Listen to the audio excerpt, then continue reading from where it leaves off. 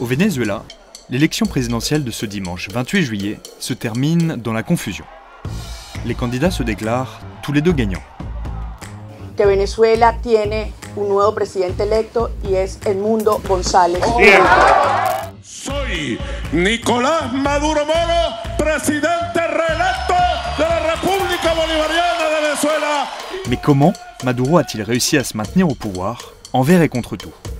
Bref retour sur 10 ans de règne dans un pays en crise.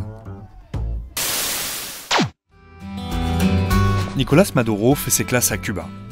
Âgé de 25 ans, il s'y forme en sciences politiques et s'imprègne du régime castriste. De retour à Caracas, il débute en tant que chauffeur de bus, puis grimpe les échelons des syndicats de transport.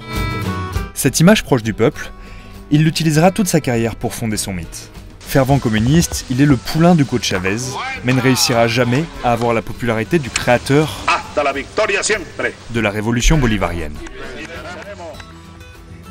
Depuis qu'il est président, Maduro fait tout pour moderniser son image. Il utilise largement les réseaux sociaux pour parler aux jeunes.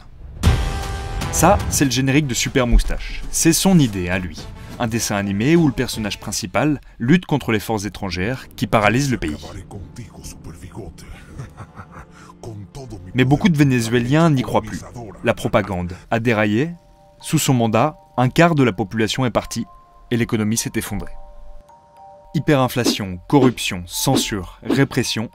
Le pays sombre, mais Maduro fait tout pour se maintenir au pouvoir. Le Venezuela, c'est le pays du pétrole. Il détient à lui seul un cinquième des ressources mondiales. Alors, pour sanctionner l'autoritarisme de Maduro, les États-Unis imposent un embargo sur l'or or noir. La production chute et la spirale entraîne le pays en récession. Isolé, Maduro se tourne vers la Chine, la Russie et l'Iran. C'est grâce à eux qu'il vend clandestinement son pétrole. Février 2024, au large de Trinité et Tobago, une mystérieuse marée noire souille les plages de l'archipel des Caraïbes. Le bateau s'est échoué à 200 mètres des côtes. Au moment où les secours arrivent, il n'y a plus personne à bord. Le bateau, sans GPS et vieillissant, est vénézuélien. Le navire fait partie des dizaines de vaisseaux fantômes qu'utilise Maduro pour continuer à vendre son pétrole, malgré l'embargo américain. Le même phénomène s'était déjà produit en 2019 au Brésil et en 2023 en Indonésie. Acculé, Maduro a multiplié les manœuvres pour rester au pouvoir. Il semble déjà redoubler d'efforts pour faire oublier l'opposition et leur contestation des résultats de cette présidentielle.